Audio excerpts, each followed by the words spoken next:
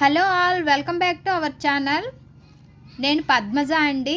చూడండి, నేను ఈరోజు తెలుగు కవి పరిచయాలు అయితే పెడుతున్నాను. మనకైతే 7th క్లాసు సెమిస్టర్ 1 సెమిస్టర్ 2 అని ఉన్నాయండి ఒకే బుక్లోని. ఇదిగోనండి, సెమిస్టర్ 1లో 5 పాఠాలు ఒక ఉపవాచకం ఉంది. అలాగే సెమిస్టర్ 2 కూడా ఇదే బుక్లో ఉందండి. ఇదిగోండి, ఇందులో కూడా 5 పాఠాలు ఒక ఉపవాచకం ఉంది. ఉపవాచకంలో కొంతమంది ప్రముఖుల గురించి వ్యాసాలు అయితే ఉన్నాయండి. కవుల పరిచయాలు అయితే చూద్దాం ఇప్పుడు సెమిస్టర్ 1లోని. ఇదిగోనండి, ఫస్ట్ లెసన్ అక్షరం అండి. ప్రక్రియ వచ్చి వచన కవిత, ఇతివృత్తం వచ్చి చదువు విశిష్టత, కవి వచ్చి రావినోతల ప్రేమ కిషోర్. ఇదిగోనండి, ఫస్ట్ లెసన్ అక్షరం. కవి పరిచయం చూద్దాము. ఇదిగోనండి, కవి పరిచయం. రావినోతల ప్రేమ కిషోర్ గారు 1/8/1965లోని జన్మించారు. 7/10/2019లో మరణించారనమాట. రావినోతల ప్రేమ కిషోర్ ప్రకాశం జిల్లాలోని కొండపి గ్రామంలో జన్మించారు. వీరి తల్లిదండ్రులు మరియమ్మ అంకయ్యలు. శ్రమవగీత, అజమాయిషి, నిసి, రెక్కల పొడమి, ఇంకుచుక్క, నిశ్శబ్ద గాయం, టామీ, కల్లం దిబ్బ మొదలైన రచనలు చేశారు. వీరు రాసి నటించిన అనేక నాటికలకు రాష్ట్రేతర ప్రదేశాల్లో ఉత్తమ అవార్డులు, ప్రశంసలు లభించాయి. ఈ పాఠ్యాంశం నలుగురమవుదాం అనే కవితా సంపుటిలోనిది. నలుగురమవుదాం అనే కవితా సంపుటిలోనిదండి, చూసుకోండి. సెకండ్ లెసన్ అండి, మాయా కంబలి జానపద కథ. ప్రక్రియ వచ్చి ఇతివృత్తం వచ్చి మానవ స్వభావం, రచయిత వచ్చి కలువకొలను సదానంద. ఇదిగోనండి, మాయా కంబలి సెకండ్ లెసను. కవి పరిచయం చూద్దాము.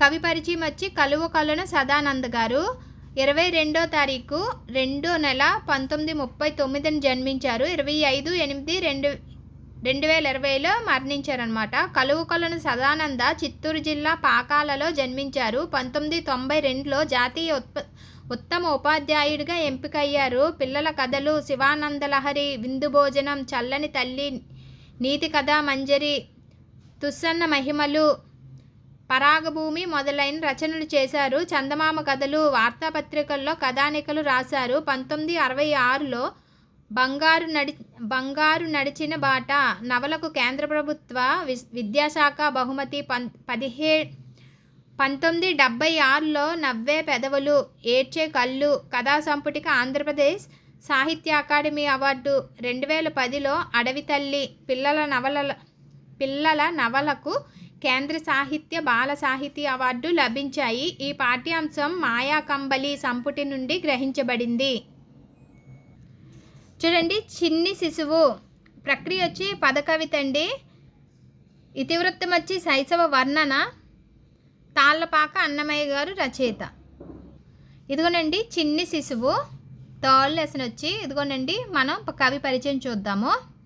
తాళ్ళపాక అన్నమాచార్యులు 9/5/14/8లో జన్మించారు. 23/2/15/3లోని మరణించారనమాట. అన్నమాచార్యులు కడప జిల్లా తాళ్ళపాక గ్రామంలో జన్మించారు. తల్లి లక్కమాంబ, తండ్రి నారాయణ సూరి. అన్నమయ్య క్రీస్తు శకం 14/8 నుండి 15/3 మధ్యకాలంలో జీవించాడు.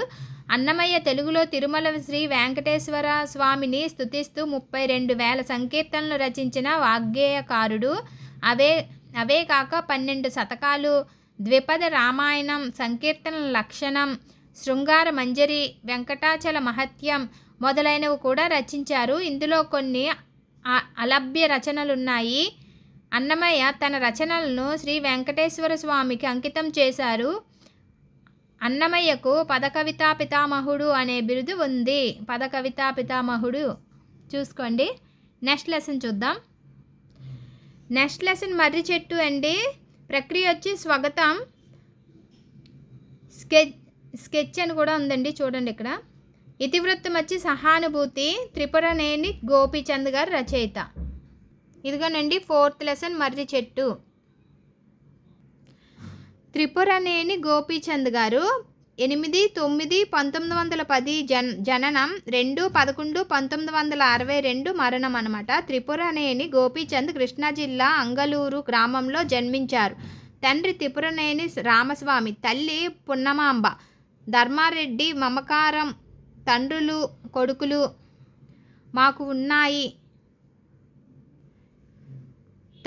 కొడుకులు మాకు ఉన్నాయి స్వాగతాలు, పోస్టు చేయని ఉత్తరాలు వంటి రచనలు చేశారు. వీరి పండిత పరమేశ్వర శాస్త్రి వీలునామా అనే రచనకు కేంద్ర సాహిత్య అకాడమీ బహుమతి లభించింది. నెక్స్ట్ చూద్దామండి. చూడండి, నెక్స్ట్ పద్య పరిమళం శతకాలండి. శతకం ప్రక్రియ శతకము. ఇతివృత్తం వచ్చి నైతిక విలువలు. ఎప్పుడూనూ శతకాలు నైతిక విలువలే తెలియజేస్తాయండి. రచయిత వచ్చి శతక కవులు. చూడండి, ఇక్కడ మనకి పద్య పరిమళం 5th లెసన్లో మనకి కొంతమంది కవులు వారి కాలం రచనలు ఇచ్చారు. అంటే శతకాలు అనమాట. శతకం అంటే 100 పద్యాలు కలిపితే ఒక శతకం అవుతుందండి. ఫస్ట్ది పోతన 15వ శతాబ్దం భాగవతము. పక్కి అప్పల నరసయ్య 16వ శతాబ్దం కుమార శతకం. మారద వెంకయ్య 16వ శతాబ్దం భాస్కర శతకం. పోతలూరి వీరబ్రహ్మం 17వ శతాబ్దం కాళికాంబ సప్తపతి. గువ్వల చెన్నడు 17వ శతాబ్దం గువ్వల చెన్న శతకం. ఏనుగు లక్ష్మణ కవి 18వ శతాబ్దం సుభాషిత రత్నావళి. చుక్కాకోటి వీరభద్రమ్మ 20వ శతాబ్దం నగజా శతకం. గద్దల సామ్యూల్ 20వ శతాబ్దం హితోక్తి శతకం. జెండామాన్ ఇస్మాయిల్ 20వ శతాబ్దం ఆంధ్రపుత్ర శతకం. ఈ 3 కొత్తవండి, చూసుకోండి, అడుగొచ్చేమో. ఈ 3 కొత్తవన్నమాట. ఇవన్నీ మనకి తెలిసిన పాతవి. 5th లెసన్లో అయితే మనకి పద్యాలు ఉన్నాయండి, పద్యరత్నాలు. చూడండి, ఇదిగోనండి 5th లెసన్ వరకు అయ్యింది కదా. 6వ పాఠం వచ్చి ఉపవాచకం అండి. దీనికి కవి పరిచయాలు అయితే లేవు. మనం ఇప్పుడు సెమిస్టర్ 2 కూడా చూసుకుందాం. ఇదిగోనండి విషయ సూచిక సెమిస్టర్ 2లోని ఫస్ట్ లెసన్ వచ్చి కప్పతల్లి పెళ్ళి. ప్రక్రియ వచ్చి గేయం. ఇతివృత్తం వచ్చి ఆచారం సాంప్రదాయం. రచయిత వచ్చి చావలి బంగారమ్మ. ఇదిగోనండి కప్పతల్లి పెళ్ళి నెక్స్ట్ లెసన్ 7th మాట. అక్కడ 6 వరకు ఉన్నాయి కదా, ఇక్కడ 7 నుంచి స్టార్ట్ అయ్యాయి. చావలి బంగారమ్మ ఫోటో అయితే ఇవ్వలేదండి మనకి. 1897 నుండి 1970 వరకు ఉన్నారు. చావలి బంగారమ్మ తూర్పుగోదావరి జిల్లా కొత్తపేట మండలం మోడెకుర్రు గ్రామంలో జన్మించారు. 1930లో ముద్దుకృష్ణ వైతాళికులు ద్వారా వీరి కవితలు వెలుగులోకి వచ్చాయి. బంగారమ్మ కవితలు తెలుగు కవిత్వంలో కొత్త ఒరవడిని, సరికొత్త భావ వ్యక్తీకరణను తీసుకొచ్చాయి. వీటిని 1958లో 42 కవితలతో కాంచన విపంచి పేరుతో సంకలనం చేశారు. నెక్స్ట్ చూద్దామండి. 8th లెసన్ వచ్చి యథా. ప్రక్రియ వచ్చి కథానికండి. ఇతివృత్తం వచ్చి ఆశావహ దృక్పథం. రచయిత వచ్చి బోనం నాగభూషణం సదానంద. రచయిత వచ్చి బోనం నాగభూషణం సదానంద.